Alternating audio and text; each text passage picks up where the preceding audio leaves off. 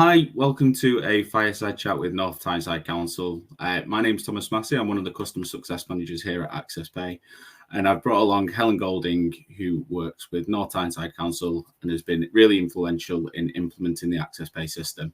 Helen, I'll let you give yourself a brief introduction before we delve into some questions. Thank you very much.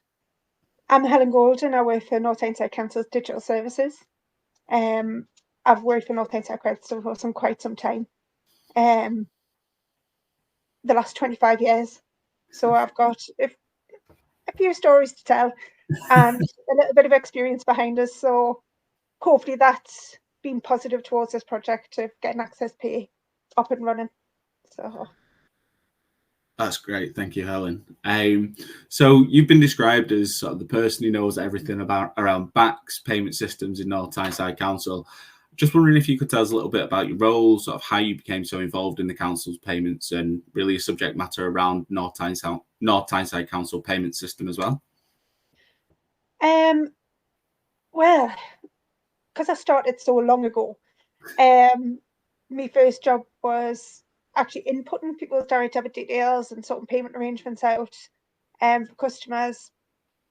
My job developed and I turned into supporting those systems that took those details. So then we were running those transmissions to BACS through the BACS software. And then it led on to supporting the software itself. So, and formatting things like that, new files. And since then I've moved into ICT and digital services, and we have obviously been the central role for the BACS administration mainly, and ahead of leading all those projects towards getting new systems implemented, upgrades, that kind of thing. So I think it's given us a bit of experience to be able to help. Yeah, you've seen it all in that 25 years, I'm guessing. Well, yes, it was a massive paper-based system back in the day when I first started. People were still filling mandates in, we had to obviously secure them. And over that time, obviously, we've went paperless, more automated. It's just been great to see the changes that have happened over those years and how easy it is now compared to what we had to do back then. Yeah, definitely. Yeah, I can imagine. Well, I suppose part of that also that almost forcing your hand to move into automation was just the level of growth as well. So what sort of scale of operations are there at North Tyneside Council? Could you give a bit of an indication in terms of volumes and sort of the payment types that you're handling? We've got on average between about $1.5 million, just under every year. We're possibly like a medium-sized council, so our volumes aren't huge, but they're not small either. We'll have some critical services that we'll put through BACS. So it's a mixture of direct debits and direct credits that will pass to BACS through the software. So we've got things like creditors, payroll, collecting direct debits for council tax, house and rents. Probably your standard services through the council. Yeah. Yeah, obviously you've got to make sure you're getting that money coming in, keep the council funded. Yes, yeah.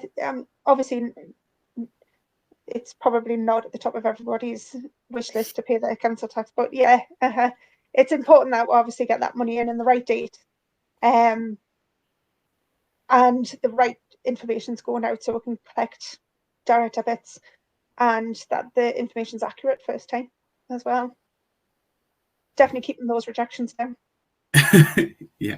Do you find that level of automation obviously has helped, and we're a long way from the paper days and moving into paperless? Do you find that level of automation helps with that whole payment process? Oh, it definitely does. Just for ease of customers as well as staff. Having somebody being able to ring up and put direct debit deals on a system is so much easier than getting somebody to fill in a mandate and send it later. I think it's so much easier for customers these days as well to help them budget as well by using direct debit. And I know for myself, I don't know, it would be very frustrating to pay me bills if I wasn't on direct debit for everything. So since we went paperless, especially, which was a few years ago for a few service areas, it's been amazing to see the change in the processes. Obviously, they have to be a lot more automated now.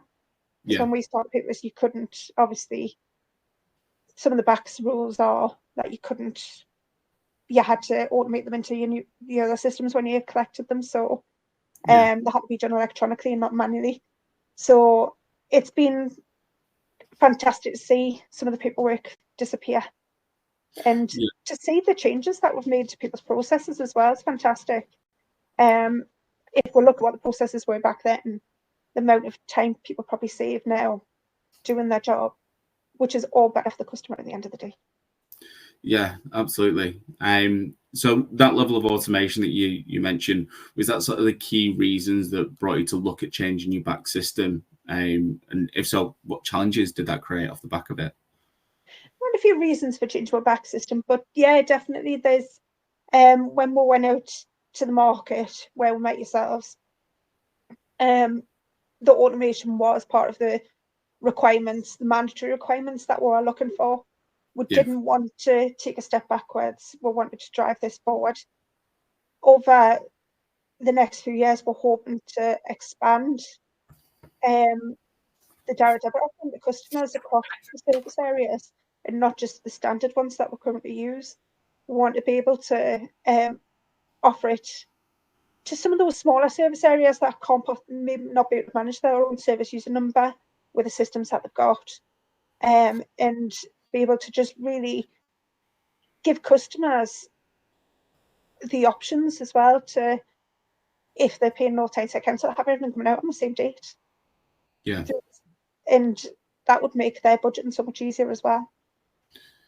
So we're not having to pay direct debit for one thing and potentially a different service that somebody may pay.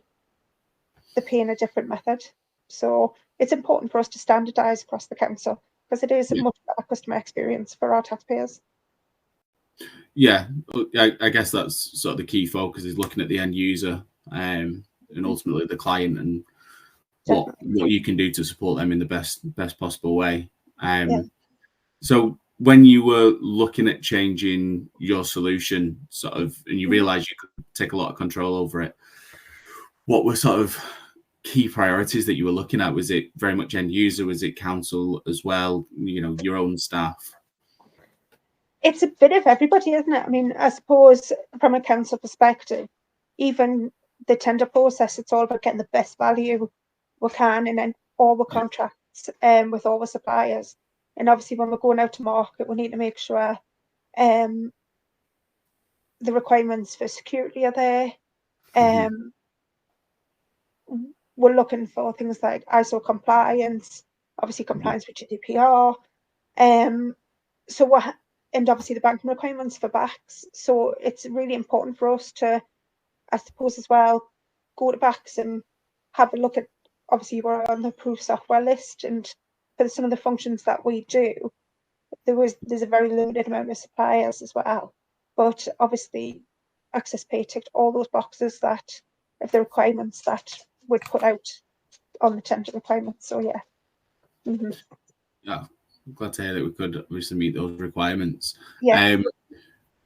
As I say, I work with quite a few local authorities, so I know that the tender process can be quite rigorous.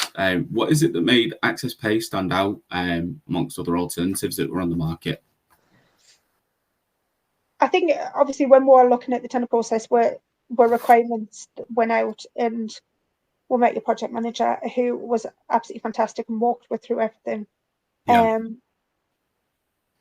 I think we're in a privileged position because we'd kind of upgraded before. We'd moved on our legacy supplier to a hosted system. So we really kind of knew what we needed. I think because of the complexities like the HSM certificates that we use and faster payments, you've really ticked those boxes to enable us to be able to continue with using those going forward. And it would have been essential for us to be able to do that. So yeah. Matthew was great, and when we talked about all our requirements and we went through it with him on the phone, and just going back and forward, and seeing the type of services that were run for, what we were looking for, and it's been a great conversation back and forward and through the tender process to ensure that we're obviously getting everything that we require. Yeah.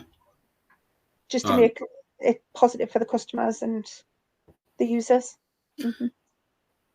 Oh, great to hear. Obviously, we're there to support through that whole transition. I mean, it moves me nicely on to really celebrating your story as well, Helen, because obviously we've worked together now for over 6 months, but I still find it remarkable when we talk about your implementation and 3 days from going live to first payment from end of previous contract to first payment. I mean, if you could shed any insights on your expertise or how you actually managed to pull something off like that, would be really, really interesting. I think this is one of the things we're talking to, and we're talking to obviously the implementation manager, the project manager. So we were quite concerned that we're trying to do this in a very short amount of time. Our contract end date for our legacy supplier was coming closer and closer, and obviously with us going out to the market and trying to get the best solution and getting those contracts. I mean, our procurement were fantastic as well, really helping Word drive it over that line. But from, I think, initially speaking to Matthew, it was 6 weeks before our legacy contract ended. And then once we had to go through the tender process, obviously meet yourselves, meet other suppliers, talk about what our requirements were, and then obviously award the contract, sign all the contracts and everything.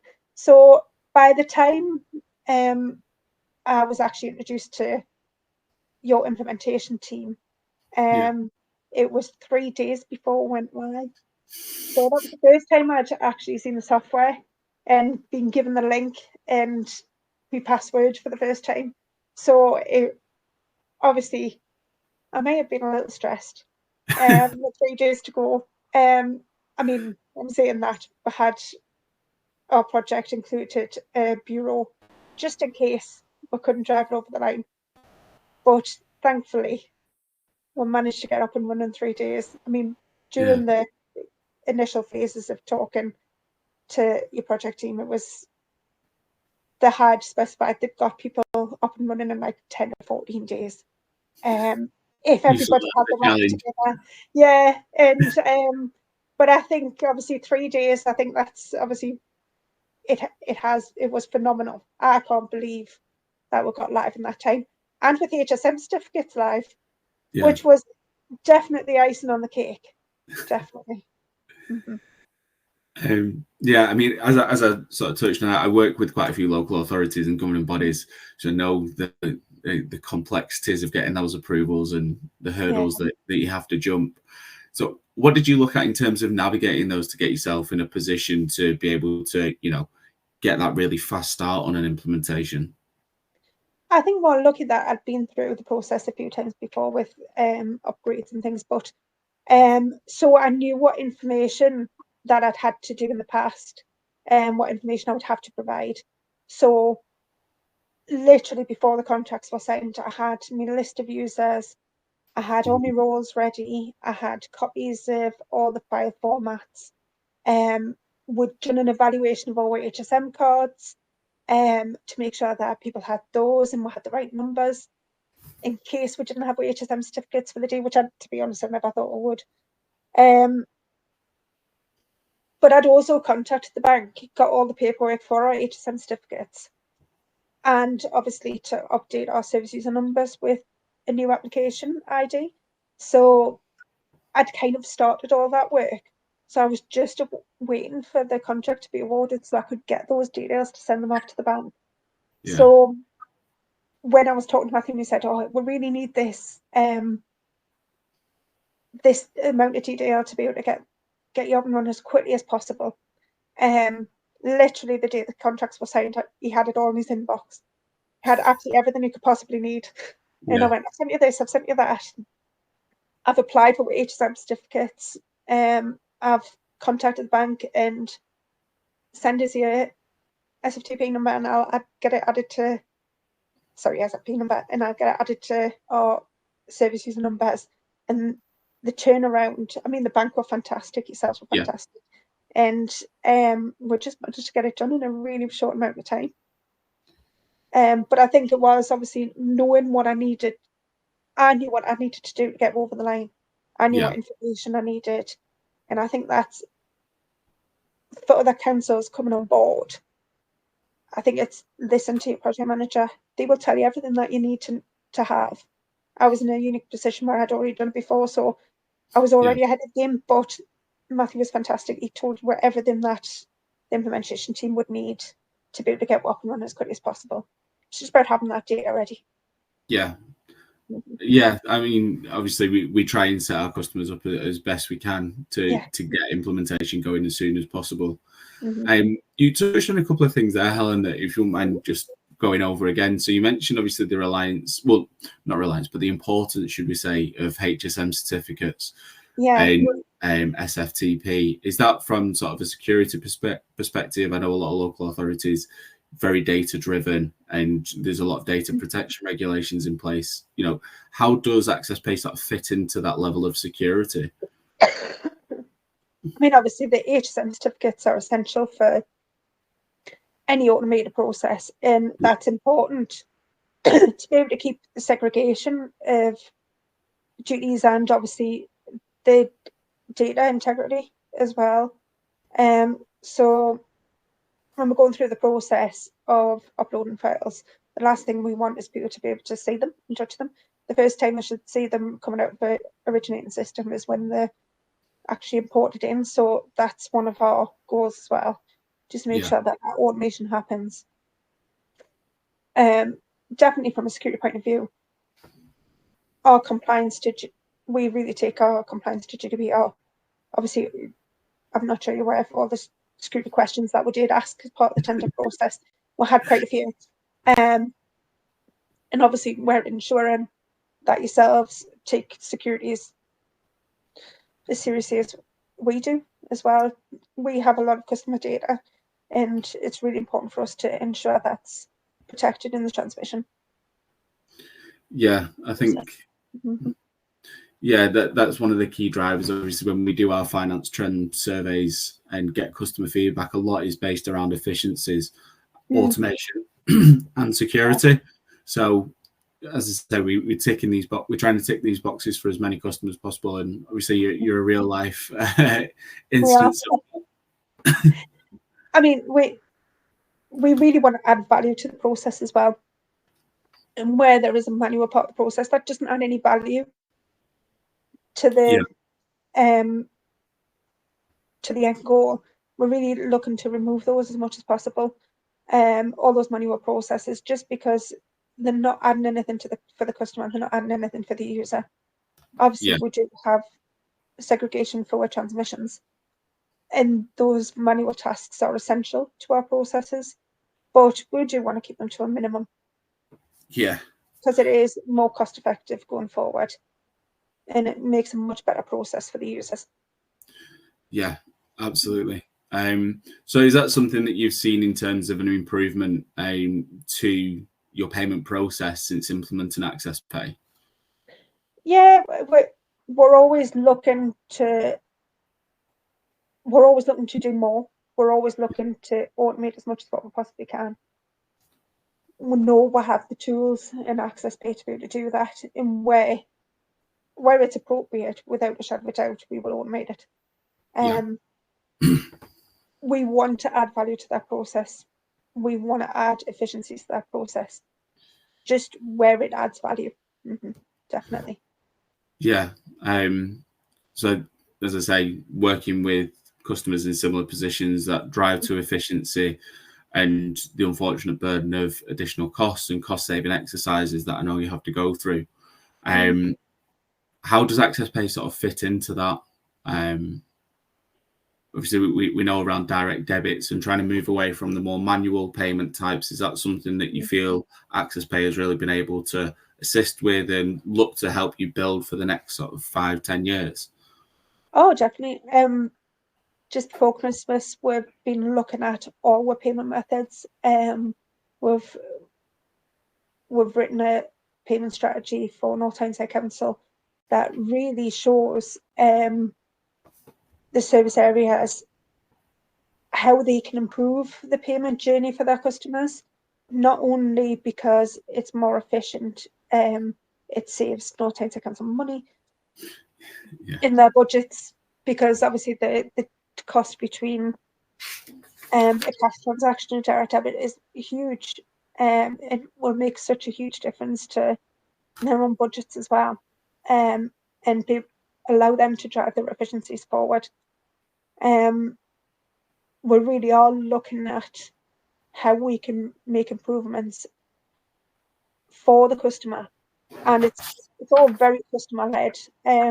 We did a huge exercise where we're looking at payment trends, and especially since COVID, we've noticed a huge difference about how people make payments, and people are engaging way more in self-service digital payments methods, direct debit. So we want to ensure that all our systems are capable of handling the current trends, but also anything that may come up in the future. We're always looking at what the banks are doing to try and really expand their payment methods as well. Obviously, we're looking at open banking and seeing how it can make an impact for us. And obviously, any efficiencies we make, the customer sees the benefit of those as well, not just because it gives them more access to manage their own finances better, gives them more accessibility to the payment methods that they want, in the way in which they want to interact with the council, but also obviously if we potentially pay 50 pence on a transaction fee for cash and 0.02 pence for a direct debit is obviously significantly much better efficiency for the council as well. And obviously that money can be used within the service areas much better than paying those transaction fees. Yeah. Yes. When you mention those figures, it's staggering, especially when you consider how quickly they can add up. Oh, they really can. Yeah, I mean, when we're doing we're continually evaluating some of the changes that we've made to see some of those savings. So we're hoping to look back in a year and be able to say, oh my word, look at what we've done, look at the difference we've made, and celebrate that, because it's such a positive for North Tyneside Council if we can do that. Yeah. I mean, as I say, we've spoken many times before, but you very much want to be on the front foot of advances in technology and making sure that you're up to date with security, automation, efficiency. So these are key indicators. What is it that's exciting you about sort of payments in the future and the relationship with AccessPay and what you can do to drive those sort of key indicators? Obviously, you touched on open banking a little bit there, Helen. Yeah, I'm excited about open banking, and the possibilities that could in the future lead to. I think it's fantastic that people now have that availability, and that access to their information, which improves the way that they pay. I think definitely the council looking forward, we're looking at payment methods that are definitely of benefit to the customer, ones that make life easier for them, being able to manage their money. I think working for North Tyneside Council and any local authority will know we're here to make some really positive changes for people. We want to make a positive change to their payment journey. We want to make sure that it's accessible when they want it to be accessible. And those people that are looking to move to like self-service payments and things like that, we want to ensure that they have accessibility to that, and we'll definitely be using AccessPay to drive that forward. And that allows us to assist more with the people who can't access that journey as well, and assist more vulnerable people in society, and not forget those people as part of this. So really trying to expand it so that people have what they need. I think like I said earlier, I couldn't live without direct debits coming on my bank account. I would, and I think a lot of people are like me. There is some people who manage on a weekly basis, a daily basis, and I think we have to make sure that our offering also includes those people. Yeah. Definitely. And obviously some of the automation, some of the security stuff that AccessPay offer, the modular check-in, the account validation search, that kind of thing. Yeah. It all adds to the picture, doesn't it? It all adds Yeah. to getting it right first time, so a customer doesn't have to repeat contact with where that we're delivering the service to them right first time. Yeah. Definitely. Mm-hmm. Absolutely. And it's lovely to hear, obviously, you speak so fondly about being able to support those vulnerable, and ultimately, as a local authority, that is where your responsibility lies, in making sure that you do give that functionality to those less fortunate or those in vulnerable positions. So yeah, it's really lovely to hear you mention that, Helen. It's always at the forefront of our mind. It's part of our strategy that obviously, even though we are looking to make things as accessible as possible, self-service 24/7 as much as possible, so that people can contact us when they need to, Yeah. within reason, obviously, because there's always points at which you have to take systems down, isn't it? But obviously, um, but having those systems available for those vulnerable people as well, but giving us the time to be able to assist people through those journeys Yeah. as well, where people are unable to do it for themselves. We're very aware of that, especially working in local authority, as you will know with all your customers, we have such a diverse range of services that we offer. It's Yeah. really important for us to really tap into those services and see what their requirements are and what their customers need, and be very aware of what their customer journey looks like. Yeah, absolutely. So if you were to give a council or a local authority that was looking to make improvements or changes to their BACS payment systems, or any payment technology whatsoever, what bits of advice would you give? I suppose from our journey with AccessPay, I think it is definitely of understanding the systems that you've got and what you need to bring out of it. Have those conversations with your suppliers as well. Come to AccessPay and ask what they currently have, but have that discussion back and forward about where you see your plan going. We Yeah. have we've discussed our payment strategy and where we want to go with yourself, and we've had big discussions about things that you currently have in the pipeline waiting to come into the software. But also, it's an ideas process, isn't it? Back and forward. You can go and talk to your other customers and say, is there an appetite for this across the board? What can AccessPay do? And we've had those conversations about what that looks like in a year's time, 5 years' time, what I want our payment journeys to look like. So it's extremely important to have those discussions and have suppliers who have that vision that we Yeah. have, definitely. Have the vision to want to improve things, really want to drive change forward, and looking at all that new functionality that's available. And that yourselves work with the bank. I know obviously we've had those conversations about open Yeah. banking and other things, where we have a conversation about where the banks are looking and what is on their radar in the next 5 years as well, and seeing how we can tap into that to make our processes better. Yeah. I think that's wise words, Helen. Yeah. um, It's definitely a two-way process, isn't it? We'll work together and what we can do for each other. It's very important to get this right. Yeah, I think that's one of the things that we certainly try and foster with customers, is making sure that we have that strong engagement, finding out what your needs are, how we can help, where we can help, Yeah. and making sure that we're working with you towards a common goal. Mm-hmm. Obviously, that's been reflected in the project that we've undertaken so far, and we're aligning with where you want to go. As you say, with your payment solution plan. I don't think it's ever been. It's obviously very difficult for local authorities at the moment. There's huge amounts of budget pressures countrywide.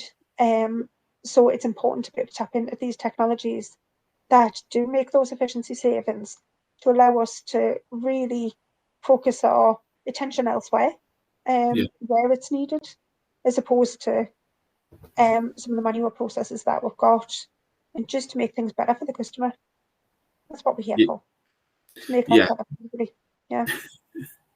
Yeah, I mean, that is the ultimate focus, is the customer, and where you can obviously share your resources, not just funding wise, but staffing wise as well, so you can give that element of 24/7 support that you're striving for.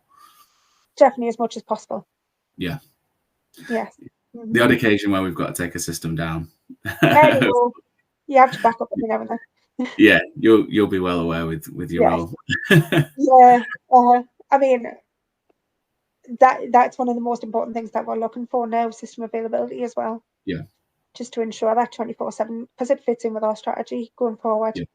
I definitely think in local authorities there is a drive for self-service, because there's an appetite of the customer for it. And I think we just have to ensure that we have the right technology going forward to ensure that we can make that happen. Definitely. Yeah, absolutely. It's something, obviously, I think that was one of the key indicators as well when it went to tender, was having that availability that obviously we share whenever we catch up to give you an update. But yeah, we know how important that is to you and North Tyneside Town Council, and many other customers in a similar position. Yeah, I mean, even when I think there has been some incidents in the past, global incidents, the communication of AccessPay was fantastic as well. Just to keep up to date, and I think that's really important from a supplier point of view. If you can come to us and tell us when there's problems, I mean, obviously I'm not talking about issues with AccessPay, we were talking about the CrowdStrike, weren't we? When that hit everybody. Obviously it didn't affect AccessPay, but you did your due diligence. But the information that we received off you so promptly just took that. It just allowed us to get on with our day job as well. Yeah. And I think it's really, communication between supplier and customer is so important. Yeah, I couldn't agree more. It's something that obviously we're continuing.